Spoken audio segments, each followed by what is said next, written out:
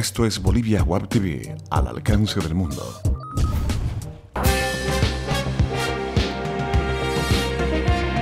A continuación, Bolivia Web TV presenta Bolivia News. Hola, ¿qué tal amigos? Soy Pamela Choque y les doy la bienvenida a una edición más de Bolivia News por Bolivia Web TV. Estas son las noticias para hoy martes 22 de julio del 2014. Otto Ritter lanza su campaña electoral desde el Hotel Las Américas, donde se realizó la matanza del Grupo Rosa.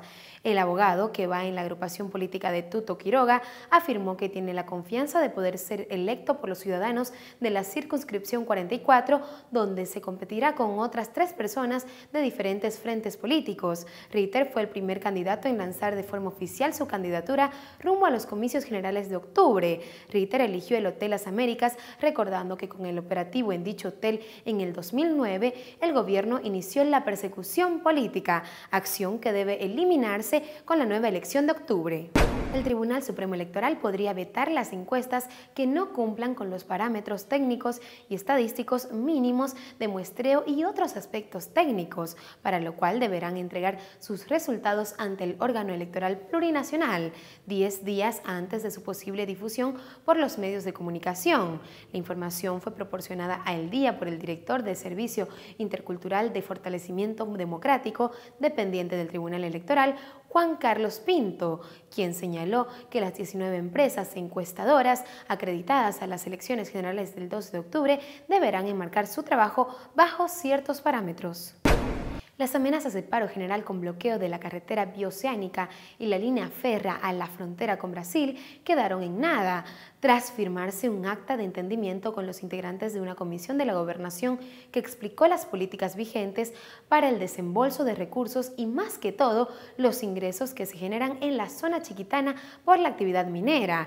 El acta suscrita asegura el cofinanciamiento de un plan de pavimentación de 100 calles de San José por un monto de 19.5 millones, los que serán desembolsados en 2 partidas. El alcalde josesano, Germain Caballero, que junto al Comité Cívico lideró el movimiento, sostuvo que el compromiso suscrito satisface las expectativas de la población y que por lo tanto desaparecen las causas de la emergencia declarada y que incluían, además del paro, un bloqueo indefinido de la ruta bioceánica y la línea férrea a Brasil. La carretera Villa Tunari-San Ignacio de Mojos volvió a la polémica como una de las ofertas electorales que presenta el binomio Evo Morales-Álvaro García Linera, que será cumplida hasta el 2020. La dirigencia indígena está dividida y la parte contestataria al oficialismo adelantó resistencia a la edificación de la vía que uniría los departamentos de Cochabamba y Beni. El tramo inicia en Villa Tunari y atraviesa las comunidades de San Antonio y Santo Domingo. El destino final es San Ignacio de Mojos. En el oficialismo justifican que el proyecto tiene aval de la población indígena que fue consultada en julio del 2012. Este proyecto carretero provocó que indígenas de tierras bajas marcharan hacia La Paz en 2 ocasiones. En una de las caminatas fueron reprimidos por la policía en Chaparina, dejando muertos y heridos, con Justa Cabrera como vocera de los indígenas, hoy candidata a la Diputación por el MAS. La renuncia de 31 asambleístas para habilitarse como candidatos obstaculiza el normal desarrollo de las labores del órgano legislativo. Comisiones y comités en ambas cámaras precisan que los nuevos titulares sean habilitados para tratar y aprobar proyectos de ley pendientes. El presidente del Senado, Eugenio Rojas, reconoció que las acefalías afectaron la labor de las comisiones en esa instancia camaral.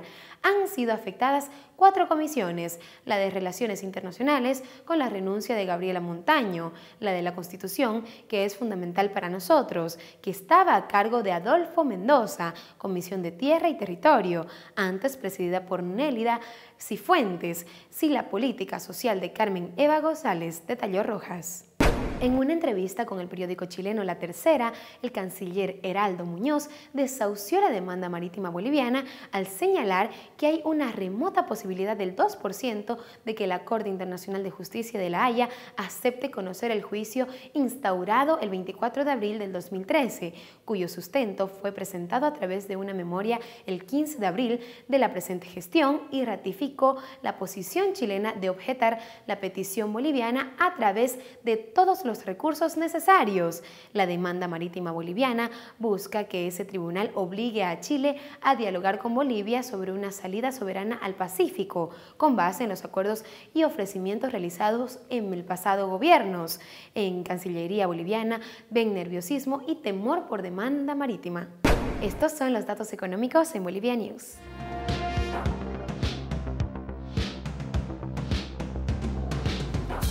Cotización del dólar para la compra 6.86, para la venta 6.96, el euro se cotiza en 9.27, el yen se cotiza en 0.06. Es momento de deportes en Bolivia News.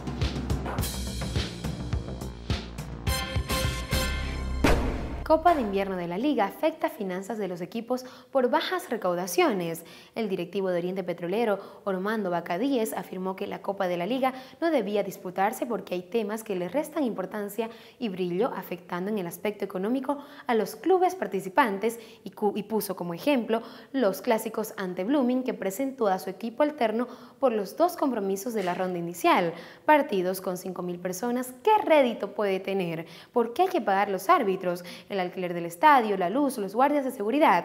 Nosotros queríamos que se suspenda el campeonato, comentó Bacadíes. Además, recordó que las recaudaciones son compartidas con la Liga, organizadora del torneo. El directivo reconoció el interés de los orientistas de llegar a la final de la Copa de la Liga, porque el ganador se embolsará $80.000 y eso le caería bien al club para cubrir la planilla de los sueldos del primer equipo.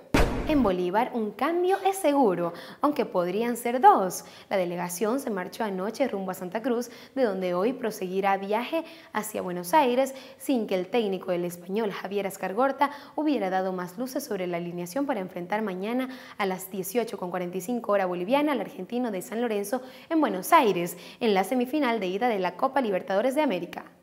Bolívar no está solo en este sueño de lograr un lugar en la Copa Libertadores de América, cuando enfrente a San Lorenzo este miércoles en el Estadio Nuevo Gasómetro de Buenos Aires. El equipo paceño tendrá el respaldo en las tribunas de más de 4.000 hinchas bolivianos que coparán una parte de la curva del sector visitante. Hoy más que nunca tenemos que apoyar a Bolívar. Es nuestro equipo y vamos a estar con él, manifestó Ramiro Tapia, cónsul de Bolivia en Argentina. Se anuncia que el cantante Marc Anthony estará apoyando a Bolívar. El presidente del club, Marcelo Claure, posteó en su cuenta de Twitter una fotografía del cantante junto a una polera autografiada por los jugadores de la Academia Paceña y anticipó su presencia en este partido trascendental para las aspiraciones del fútbol boliviano. Esas fueron las noticias de la jornada en Bolivia News. Soy Pamela Choque y los esperamos con más información en Bolivia Web TV, al alcance del mundo.